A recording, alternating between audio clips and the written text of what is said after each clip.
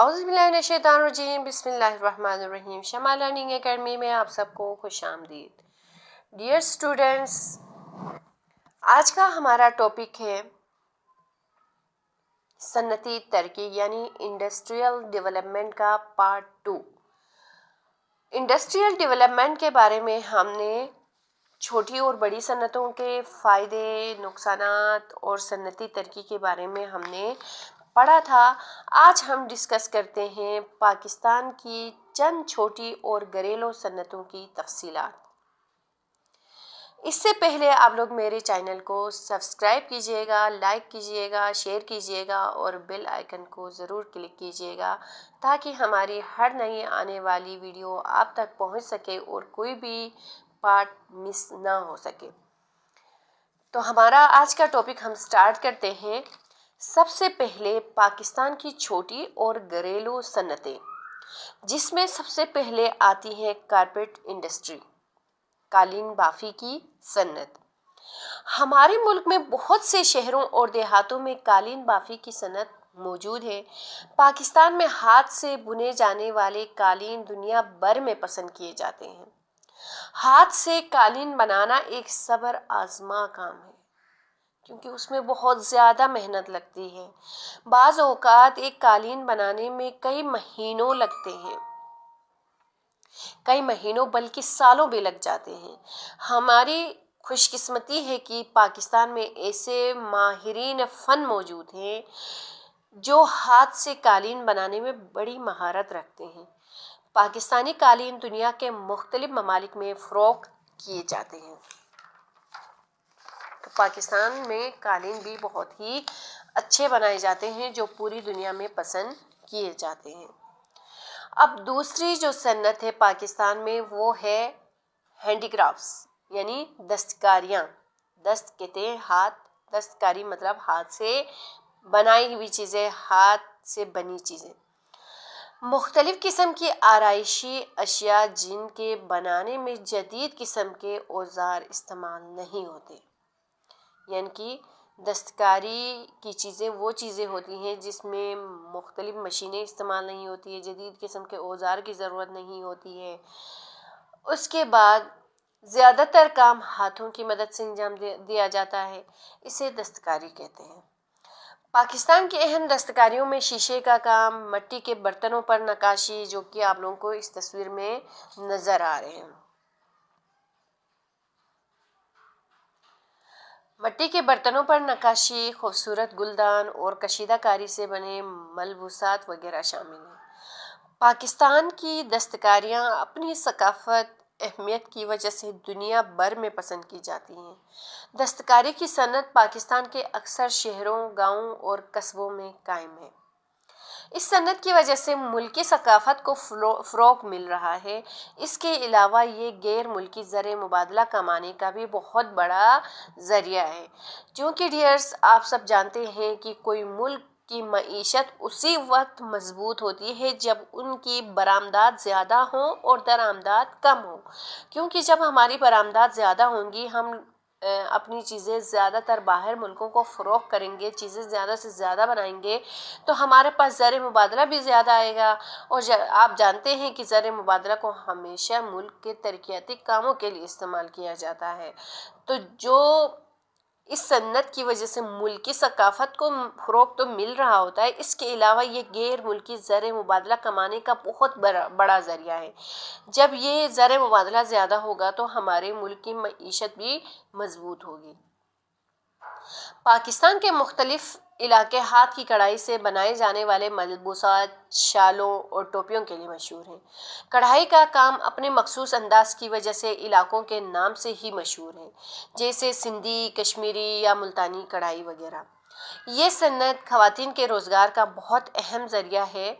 हाथ की कढ़ाई से बनने वाली अशिया दूसरे ममालिक जैसे मशरिक़ वस्ता के ममालिक इंडोनेशिया, बरतानिया और अमेरिका में बेची जाती हैं, फ़रोग़ की जाती हैं। सिंध की मशहूर दस्तकारी रली मुख्तलिफ रंगीन कपड़ों को जोड़कर बनाई जाती है। आप लोगों ने सिंधी रली देखी होगी, जो कि मुख्तलिफ खूबसूरत रंगीन कपड़ों को जोड़ जोड़ कर बनाई जाती है। और पाकिस्तान का शहर मुल्तान کاشی کے کام کے لیے مشہور ہے۔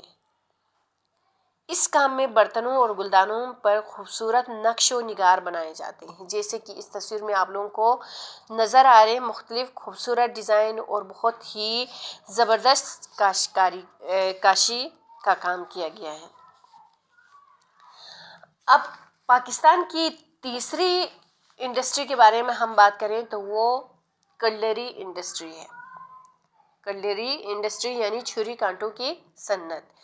ان مصنوعات میں چمچے، کانٹے، چھریاں، کینچی، نیل کٹر، ریزر، بلیڈ، تلوار اور مختلف اوزار شامل ہیں۔ جو بھی تیز دھار آلات ہوتے ہیں اور جو بھی لوہے کی چیزیں بنائی جاتی ہیں وہ ساری چھری کانٹوں کی صنعت میں شامل ہیں۔ یہ مصنوعات ہل کی دھات سے بنائی جاتی ہے۔ پاکستان میں گوجرانوالہ، سیالکوٹ اور گجرات میں اس کی صنعتیں موجود ہیں۔ پاکستان کا شہر وزیر آباد اس صنعت کے سامان کی تیاری کے حوالے سے مشہور ہے۔ یہ سامان پورے ملک میں بیچنے کی غرض سے بیچا جاتا ہے۔ اب ہم بات کرتے ہیں ووڈن فرنیچر انڈسٹری کی، یعنی لکڑی کے فرنیچر کی صنعت۔ ووڈن فرنیچر انڈسٹری پاکستان میں لکڑی سے بننے والا فرنیچر دنیا بھر میں پسند کیا جاتا ہے۔ پاکستان کے شہر چنیوٹ، پشاور، گجرات، کراچی اور لاہور میں فرنیچر کی تیاری کے حوالے سے اہم مقام رکھتے ہیں۔ چنیوٹ لکڑی پر کندہ کاری کر کے فرنیچر بنانے میں، پشاور گھریلو استعمال کے مضبوط فرنیچر بنانے میں اور گجرات بھاری فرنیچر بنانے میں، جبکہ کراچی مختلف اور جدید ڈیزائن کے فرنیچر بنانے میں اور لاہور دفتروں میں استعمال ہونے والا فرنیچر بنانے کے لیے بہت مشہور ہے۔ فرنیچر بنانے کے لیے مختلف اقسام کے درختوں کی لکڑی جنگلات سے حاصل کی جاتی ہے۔ شیشم کی لکڑی کا فرنیچر بہت ہی پائیدار ہوتا ہے۔ اب ہم بات کرتے ہیں سپورٹ گڈز انڈسٹری، یعنی کہ کھیلوں کے سامان کی صنعت۔ پاکستان کا شہر سیالکوٹ اعلیٰ اور معیاری کھیل کے سامان کی تیاری کے لیے مشہور ہے۔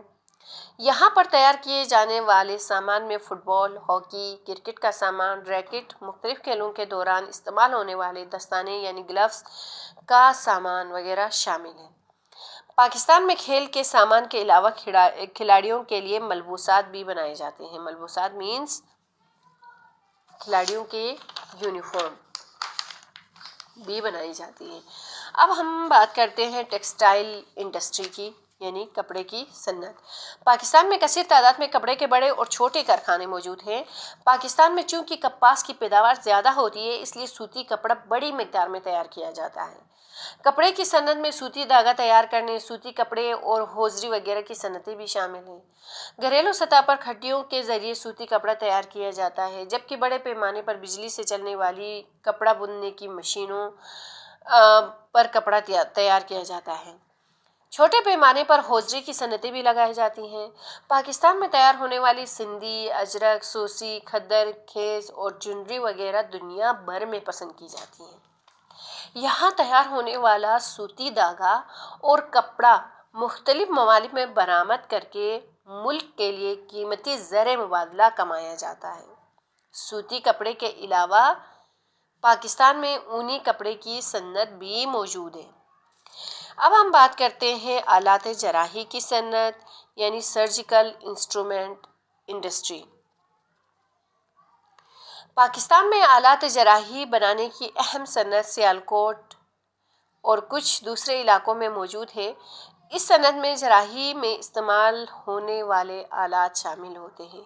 جراحی مینس یعنی آپریشنز وغیرہ میں استعمال ہونے والے آلات۔ ابتدا میں ان آلات کی ہمارے ملک کے مقامی ہسپتالوں میں کھپت تھی، بعد میں دنیا کے دوسرے ممالک میں بھی یہ آلات برآمد کیے جانے لگے۔ شروع میں جب یہ آلات بنے تھے تو اپنے ملک کے لیے ہی کافی ہوتے تھے، باہر نہیں بیچے جاتے تھے۔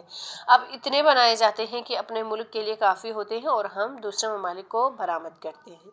پاکستان میں بننے والے آلات جراحی امریکہ، برطانیہ، جرمنی، فرانس اور برازیل وغیرہ میں برآمد کیے جاتے ہیں۔ تو ڈیئر اسٹوڈنٹس، اب اس تصویر کو آپ ذرا غور سے دیکھیے گا۔ یہ وہ ڈائیگرام ہے جس میں پاکستان کی صنعتوں کے بارے میں دکھایا گیا ہے کہ کون سی چیزیں کتنی فیصد دوسرے ملکوں کو فروغ کی جا رہی ہیں۔ جیسے یہ دیکھیے امریکہ ہے، تو امریکہ 2%۔ پاکستان میں بننے والے آلات جراحی کے خریدار ممالک کے نام اور برآمدات اور فیصد دی گئی ہے۔ تو یہ وہ فیصد تھے جو آلات جراحی دوسرے ملکوں کو برآمد کی جاتی ہے پاکستان سے۔ تو اسی کے ساتھ میرے آپ لوگوں سے 2 سوالات۔ پاکستان کی چند گھریلو اور اہم صنعتوں کے نام کمنٹس میں لکھ کر سینڈ کیجیے گا، اور اس کے بعد پاکستان میں جو گھریلو صنعتیں ہیں ان کے چند فائدے لازمی شیئر کیجیے گا۔ اسی کے ساتھ ہم آپ سے چاہتے ہیں اجازت۔ اللہ حافظ۔